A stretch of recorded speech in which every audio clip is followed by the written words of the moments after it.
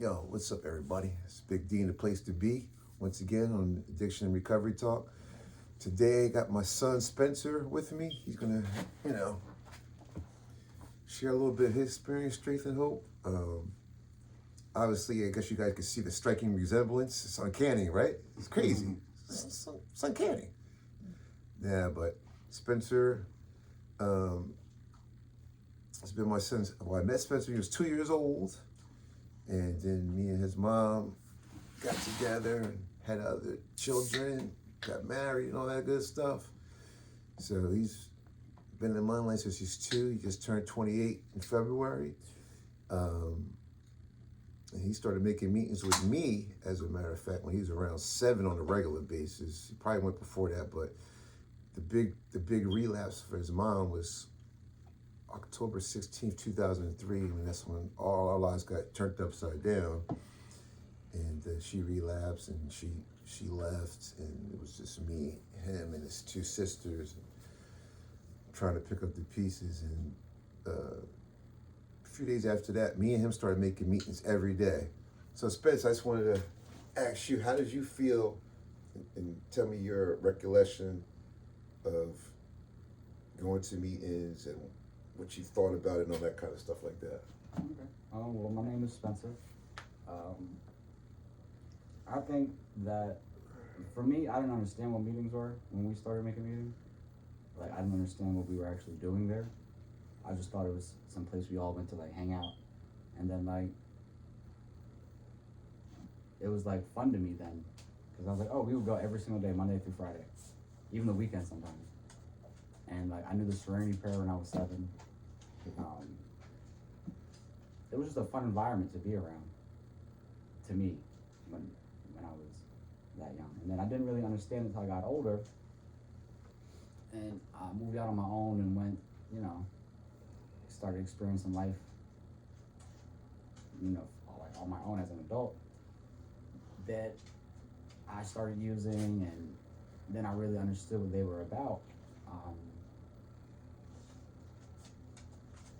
And it's always just been like a positive atmosphere for me in my life. I've been around NA, like you said, since I was like 5 or 6, so it's like second nature, really. Like all their sayings and everything is really just like drilled into me at such a young age. Okay, let me ask you this. When you first started using drugs, how was that for you? It was fun. Yeah. It was fun. When I turned 18, they gave me like a couple $1,000s when I moved out of where I was living. And I got involved with the wrong person trying to sell drugs, sell weed. And I started off smoking weed, and I don't know, it just like made sense to my body, like I'm supposed to be doing this. It was like amazing to me. And then graduated on to different things, started doing Molly. That's where like I could say like my addiction got bad is with the Molly. I was on Molly heavy, and I didn't really start messing around with anything else until I was a little bit older, like in my 20s really. But ever since then, it's just been, ever since the first time I smoked some weed, is just unlocked something in my brain that was like, I don't know, it just felt normal to use. All right, let me tell you, we go here because I shared this earlier broadcast. You ended up getting in trouble, going to the same county jail as I did. So obviously, the fun stopped at some point, and then you started having what I would call. Remember, I don't know if you remember. I always say to you guys, when you were kids, you're gonna either have rewards or consequences. Which one do you want? Yeah. So now you're starting to face consequences. Now, at some point you started facing consequences. Oh yeah, even going to the county was like a reward for me. A reward? Yeah, 'cause that's like that's how I was living. Like I was in this like in the streets, really, like hanging around with drug dealers and gangsters and gangbangers. So that shit was cool. Like I fit in like perfectly with them. Like so it was like almost like a rite of passage to go to jail, and like Right. you know what I'm saying. That was the first time. Then the second time made me realize like, damn, I don't want to do this no more. Like this is not it. And then the third time, and the last time, that was when I was like, all right, yeah, I'm not gonna do this again. Because I used to care about what people thought about me a lot, and I thought I had to like fit in. But now I don't give a damn what nobody says or thinks. I'm not trying to fit with anybody. Like I'm just trying to be me. Yeah. But definitely that third time I went to the county was really like the breaking point. Like, yeah, no more of this. Yeah. And I had done months in there, Right. like 9 months in total. So I was done. So now, how do you feel about drugs? I understand them now. Like I understand the power they have, but I also understand that. I also understand the power I have in not picking them up again. That's ultimately, like I definitely have the disease of addiction, Okay. but I feel like I have the power to say no the first time, because that's the time that really matters. When the first time you do it, because after that the doors just The floodgates. floodgates open. Right. Ain't no stopping you after the first time. Right. How do you feel about your mom? Actually, really good. Yeah. Probably the best I've ever felt about her. Yeah. Why? Just to see how much see how far she's came, see how good she's doing Right. consistently, Yeah. and to be around things that would trigger her in the past to leave Right. and not be bothered by it. Right. Like it doesn't even affect her. Right. Like I could tell, like if it makes sense, like her brain switched. Like it switched from wanting to get out there and run the streets to, man, I'm done with that shit. Like I can't do it no more. I could literally like see it. Right. Because if she was still, doing her, she wouldn't have a quarter of the things she has now. Like Right. she has her own car that's Right. paid off in her name, so Right. she could sell that if she wanted to whenever. Yeah. She has thousands of dollars of clothes and just merchandise in her room Right. that she's bought. Right. So like all that will be gone, and she's doing so good. Like I'm very, very happy Right. that she's doing it now. Right. Well, how do you feel about me? I've always felt good about you. Really? Oh yeah. Yeah. How come? Well, just because, like, you never really failed. Like, even like as a dad, or like being a mentor, or like teaching like me how to be a man. There's not too many times where like you failed a lot. So like all I see are success and accomplishments, and I see the way people interact with you, Right. and that makes me happy. Right. And then it's the way that you're there every day for your family, no matter what. Right. Like that's like the same thing I have in me. I know I got it from you because you and Granddad raised me. Right. So I like admire that a lot. Right. Like I want to be the person that people could go to, Right. like when they need something, or like. Nice. Well, guys, just to let you know, I'm a member of the Operating Engineers Union, Local 542, and I'm proud to say he's got an interview this coming Saturday. I think he would be very, very good at this. I mean, he's very mechanically inclined. I think he would be better than me. I'm an operator, but I'm not mechanically inclined. He's just gifted mechanically inclined. And I learned some stuff from him the other day because when everything went down with his mom, my parents took him and his sisters and I ended up living down in Georgia for 4 years. And those are the years I was going through my apprenticeship to get into the operating engineers. And every 6 months, I used to visit with them, and they would visit with me. So my birthday is June 25th.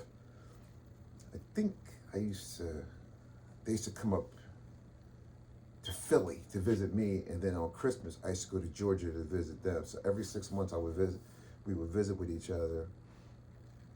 And so we were talking the other day, because we're trying to, get them prepared for the operating engineer. So I call them, I'm at work sometime, let them hear me on the crane and talk, interacting with the guys that I'm working with, just to get a feel what it's like. And he told me something I didn't even realize, because of my, I was like, how did you get, so good with, I tell you this,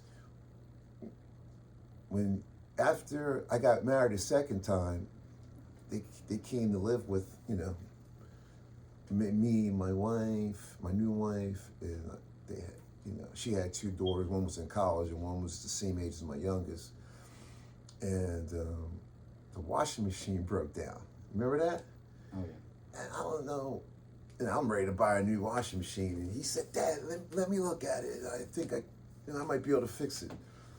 I was like, really? So I didn't know he knew anything about stuff like that. So I was like, all right, just to humor him, see what he could do. Went and looked at it. He looked all up in it, and he said, hey, see that thing right there, that belt? He said that if we get another one, I could put it on, blah, blah, blah. I was like, really? I was like, all right, we got nothing to lose. So we took the thing off, took it to Home Depot, went there. I said, all right, tell the man what you need. He told the guy, showed him this, and he said he needed a new one of this. I told him what it was for.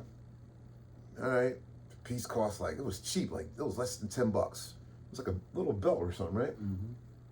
Went back to the house. I'm holding the flashlight for him because I'm not mechanically inclined. He's doing his little thing. And it was amazing.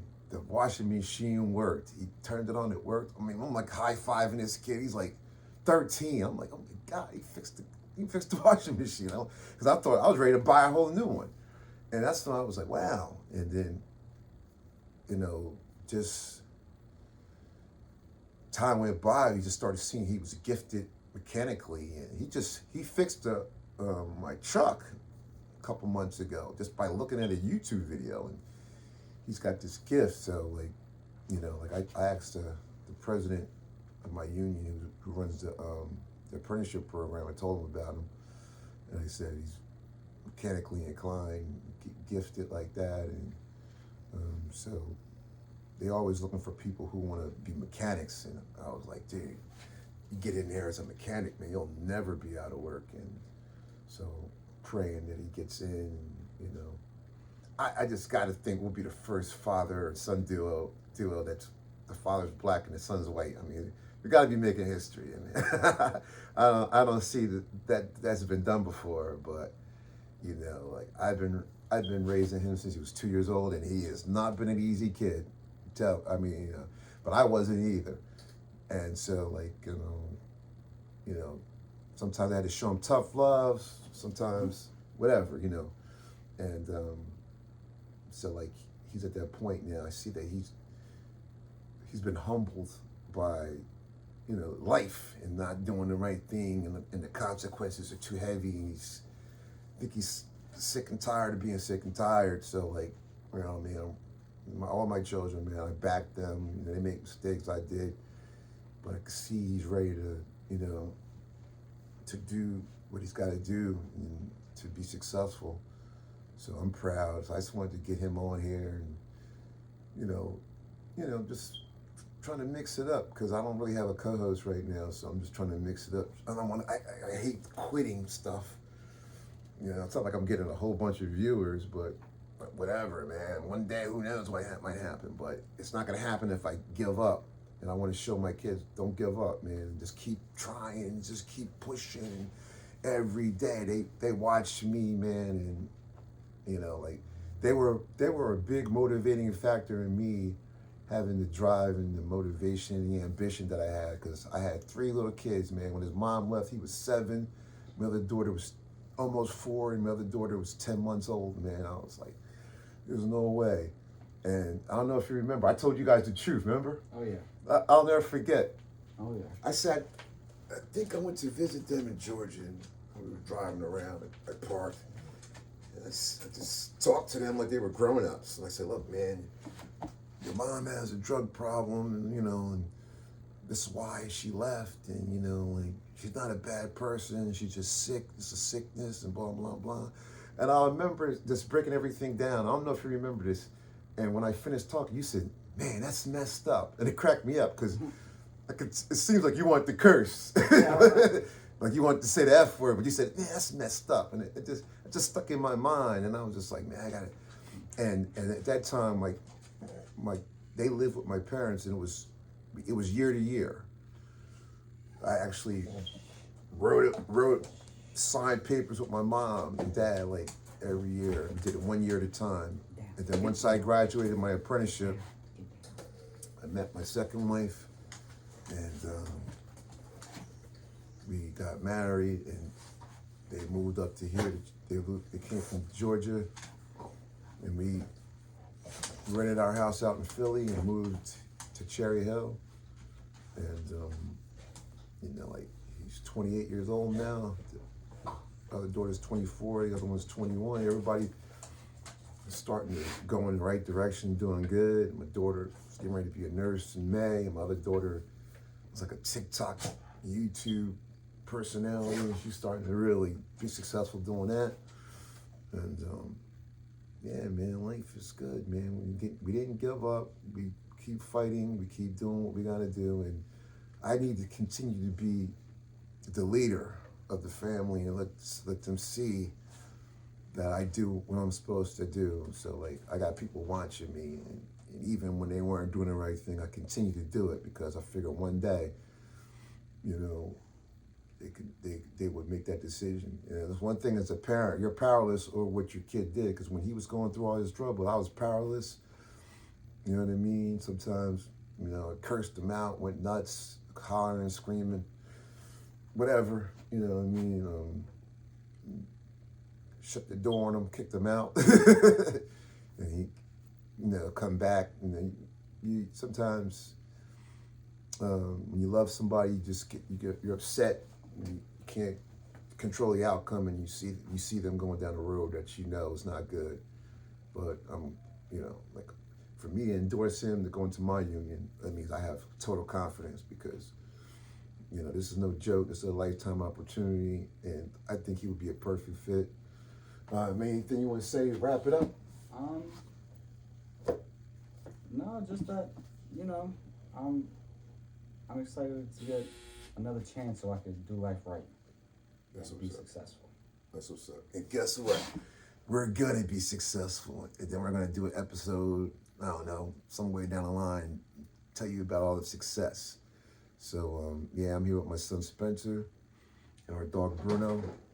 All right, guys, see you on the next one. Peace out.